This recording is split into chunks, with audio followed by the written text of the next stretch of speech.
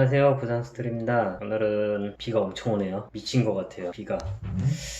오늘은 그래서 아기, 어린이 교통사고 합의금에 대해서 한번 알아보도록 할게요. 보통 이제 아기나 이제 어린이들, 뭐 고등학생들까지 다 비슷하겠네요. 내용들은 다 비슷비슷한데 오늘은 좀 이제 애기들 한 유치원생 정도까지. 근데 뭐 크게 상관은 없어요. 어차피 이제 손해배상들이 다 소득 기준으로 이루어지다 보니까 돈을 벌 나이가 되지 않은 이제 나이가 어린 사람들 같은 경우는 합의금이 작아질 수밖에 없죠. 손해액이. 근데 아기들 같은 경우는 일단 말을 못 하잖아요. 뭐 이렇게 눈에 보이는 이런 어떤 이제 부상을 이렇게 당했다고 한다면 치료를 하면 되는데 큰 외상은 없는데 교통사고는 났단 말이죠. 치료는 해야 되는데 이제 아기들 같은 경우 이제 말을 못하니까 어디가 아프다 이런 말들을 잘 못하니까 그냥 소아과 가서 속만 타는 거죠. 뭐 검사해보고 이상 없으면 지켜보다가 이제 대부분 이제 합의가 이루어지게 돼요. 대부분 다 비슷해요. 대부분 큰 외상이 없는 경우. 이제 합의금이 얼마냐? 보험사에서 30만원 50만원 얘기할 거예요. 근데 이제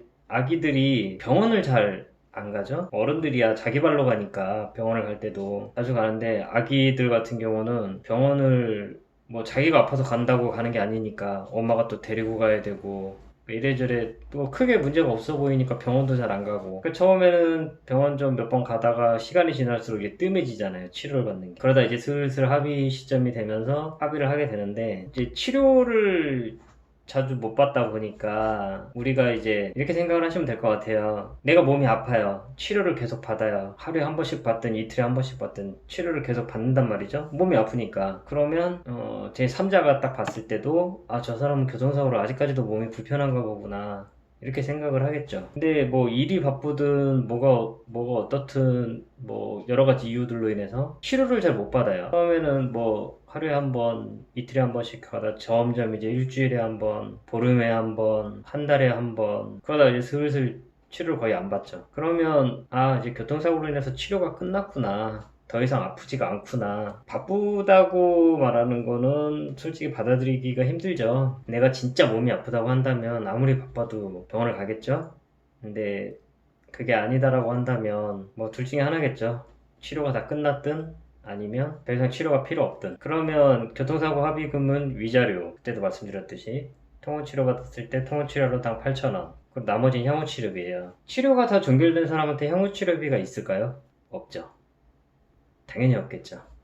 왜냐면 향후치료가 필요 없잖아요. 그리고 앞으로도 치료를 계속 받아야 될 사람들은 향후치료비가 산정이 되겠죠. 이 이야기를 왜 하냐면은 아기들 교통사고가 이런 문제점들이 있어요. 처음에는 뭐 병원 가겠죠. 그러다가 이제 아기 데리고 이제 병원 가는 게 힘드니까 병원 가는 게 좀 뜸해져요. 또 애들은 회복도 빨라요. 딱히 병원 가도 뭐 해주는 것도 없고 그냥 가봐야 뭐 검사 이렇게 한 번씩 보고서 이상 없네, 좀 더 지켜보자 또 이러고. 그러니까 병원 가도 딱히 해주는 게 없으니까 이제 그렇게 된단 말이죠. 그러다가 이제 슬슬 병원 이제 덜 가게 되고 그러다 보면 이제 합의를 얘기를 하는 거예요, 보험사. 그러면 보험사에서는 당연히 향후 치료가 필요 없는 상태로 보겠죠. 왜냐면 병원을 안 갔잖아요. 치료가 다 끝났다라고 판단을 하는 거죠.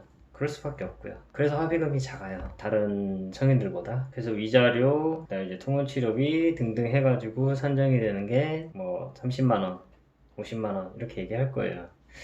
아기들 교통사고 합의금은 100만원 넘기가 좀 많이 힘들어요. 단순 부상인 경우에 100만원 넘기가 좀 많이 힘들고, 저희 경험에 의하면 보통 많이 합의가 되는 금액대가 70에서 90만원 정도 사이에서 많이 합의가 이루어지고 있어요. 뭐 99만원, 100만원은 잘 안 넘어가요. 근데 이건 이제 큰 부상이 없을 때 얘기고, 큰 부상이 있을 때가 문제예요. 큰 부상이 있을 때가. 아이들 같은 경우는 뭐 골절이 됐든 흉터가 생겼든 뭐 수술을 해서 했든 뭐 어떤 문제가 발생하든 한참 이제 성장을 하고 있는 나이 그 시기이기 때문에 회복도 빠르기도 하지만 뭐 성장판의 손상으로 인해서 문제가 생길 수도 있고요. 단축 문제라고 하는데, 단축이라고 그러는데 뭐 팔다리 골절로 인해서 팔다리 길이에 차이가 발생을 하는 거죠. 이런 거 이제 단축이라고 하는데 치료 기간도 굉장히 오래 걸려요. 이 짧아진 다리랑 정상 다리의 이 길이를 맞추는 치료를 계속 하면서 성장기 동안 내내 그런 치료를 하기 때문에 치료 기간도 엄청 길어요. 흉터 같은 경우도 마찬가지. 몸이 자라면 자랄수록 흉터도 같이 커져요. 흉터도. 그래서 이런 부분들에 대해서 검토를 하고선 합의가 이루어져야 돼요. 그래서 아기들 같은 경우는 첫 번째로 치료가 다 끝난 다음에 합의를 해라. 가끔 가다가 막 애 펄 부러져 있는데 보험사랑 합의하시는 분들 계시는데 그러면 안 돼요. 치료 다 끝나시고, 그리고 어떤 부상이든지 어떤 부상이 합의금은 어차피 작아요. 합의금은 소득이 없기 때문에. 그래서 치료 목적으로 치료 위주로 가시고, 어느 정도 치료가 다 됐을 때, 더 이상 이제 치료가 필요 없을 때 합의를 하셔도 늦지 않습니다.